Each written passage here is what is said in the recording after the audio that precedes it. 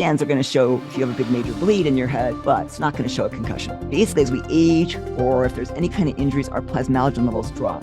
And nobody diagnoses endometriosis because it's really hard to diagnose. You can give NAD, you feel like almost adrenaline. It's not a good thing, but it kind of feels good. Fibroids, and they're non-cancerous growths, right? They're not cancerous, not just cholesterol. I don't care if your cholesterol is high.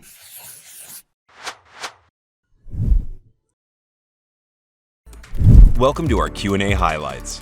Q&A sessions are recorded every month, and our enhanced members get an exclusive opportunity to ask questions from one of cellular medicine's brightest minds, Dr. Elizabeth Yurth. Get a chance to ask your questions by becoming our enhanced member at bli.academy/memberships.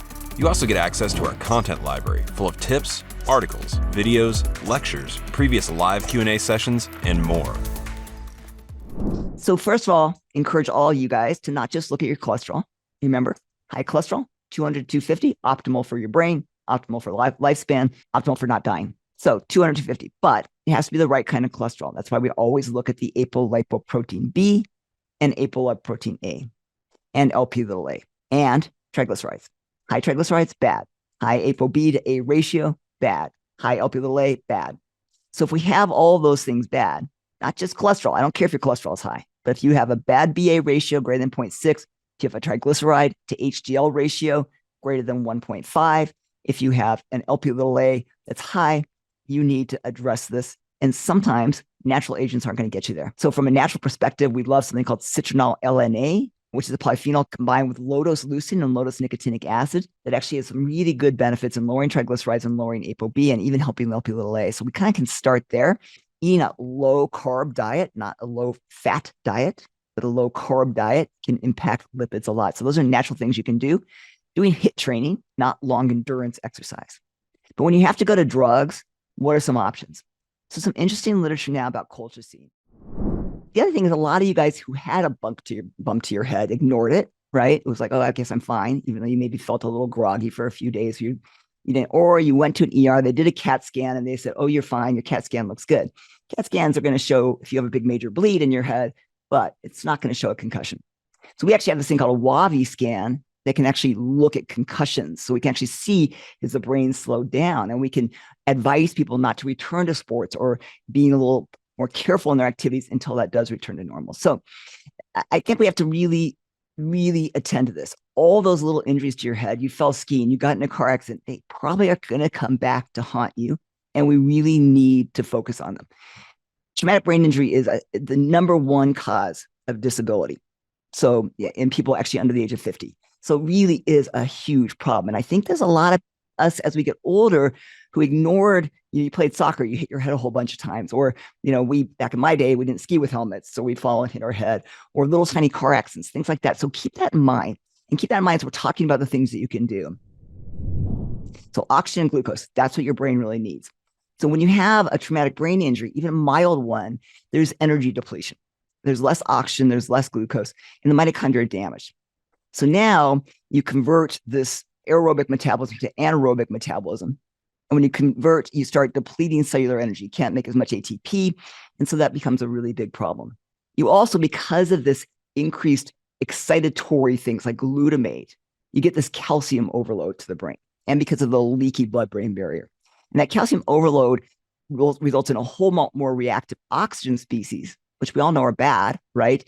This overflow of reactive oxygen species that follow the primary insult, and you get more severe damage to the mitochondria. Now the mitochondria can't recover. Your brain is depleting energy. You get brain fog. You feel tired all the time, and progressively leads to bad things like cognitive decline, dementia. You can give NAD and feel a burst of energy because you are going to potentially increase the ATP production. So you're going to create this little increase in that oxide force, in that electron transport chain, and make a little more ATP.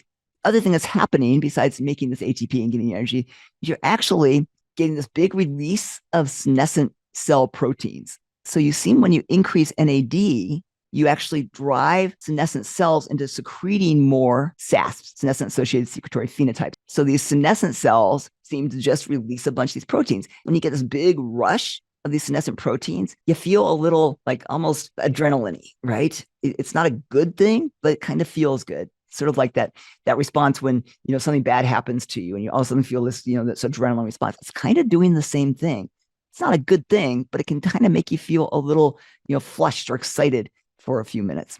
Let's say you keep doing that. Okay. I keep taking my NAD and I feel great right away. The problem is your body only needs so much NAD and then it tries to get rid of the rest. And then one of the ways it gets rid of it is it upregulates an enzyme called NNMT. And that takes the NAD down and it turns it into something at the end stage, something called 4-pyridone. And 4-pyridone, and a study just came out about this, is very linked to cardiovascular diseases and other diseases. We also know that the NNMT enzyme is upregulated in people with cancer. It's upregulated in older people. It's upregulated in people with metabolic disorders. In fact, a lot of the research going on in cancer and metabolic disorders is actually looking at things that are blocking NNMT. And you guys are all taking something that's turning it on. Doesn't make sense. So maybe a little bit of NAD now and then, fine, right? Problem is you have no idea when your bucket's full and when you've created damage. Endometriosis, for those of you guys who don't know, is a oftentimes pretty painful condition. And it's where endometrial tissue, so the lining of the uterus, actually starts growing outside of the uterus. And most often it will grow onto the fallopian tubes and onto the ovaries. So it's kind of a weird disease, right? It's that this endometrial tissue, and that's partly because of menstruation, you see these blood cells, right? And they can act as almost like stem cells. And so now if there's any blood stimulation, they can actually stimulate growth on fallopian tubes and ovaries, but this tissue can even grow in other places. It can connect to intestines even and things like that. And it will actually particularly be painful when people cycle, right? Because those same cells get aggravated or get inflamed when people are cycling. So it's going to be very affected by the menstrual cycle. And one of the big problems with it is it gets misdiagnosed or not diagnosed for a long time. There's a lot of women who come with painful periods or pain with sex or pain with bowel movements or infertility, and nobody diagnoses endometriosis because it's really hard to diagnose. They're actually now looking at a test where you can do a cheek swab that actually looks at some things that can actually tell us that the person has endometriosis. We, much like the fibroids, everybody's like, throws up their hand. We don't know how to treat this, right? We don't know what causes it and we don't know how to treat it. And so there's been a lot of research going on more recently. Some of the things that seem to be very linked is dysfunctional microbiome. Like something called fusobacterium in the gut is at a much higher concentration in people with endometriosis than people with not. So I think people with endometriosis should all do a GI study and look at the gut microbiome and see if there's overgrowth of these bacteria. When you look at fibroids, there are these growths that are occurring. They're non-cancerous growths, right? They're not cancerous, but they basically can occur either in clusters or as a single growth, and they can get huge, and they just basically occur inside and outside of the uterine lining. And we don't really have a really good understanding about why some women get them and some don't. And when you don't have a good understanding of something, you also don't have a good way to treat it. Likely, there's a genetic predisposition, and then hormonal changes and micronutrient deficiencies are the cause. But it's been found that women who have uterine fibroids have much, much, much higher levels of 4-hydroxyestrone than other women. The other things is there's been some nutrient deficiencies that have been very linked. One is vitamin D. Plasmalogens are really important. They're really newly researched, but more and more we're finding they're critical. They're critical need for life. And they're just basically a specialized type of phospholipid. They basically have this vinyl ether bond that on this glycerol backbone. It makes them really specialized in how they can attach and do things within the cell membrane. And they're kind of found really prominently in the brain, heart, lungs, eyes, kidneys. So really probably our most important organs. High-dose plasmalogen is so critical, we know their importance to life, especially the brain. They're markedly antioxidant and anti-inflammatory. So they play a significant role when we're hurt, like this traumatic brain injury we just talked about, or when we get sick with viruses like COVID or Epstein-Barr virus, mono. They became a really critical role to help put out those fires.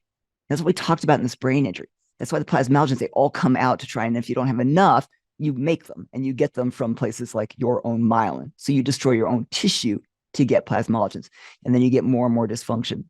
So basically, as we age, or if there's any kind of injuries, our plasmalogen levels drop. And the problem is, unlike fatty acids like fish oil and things, we can get those from our diet. You can't get plasmalogens from your diet.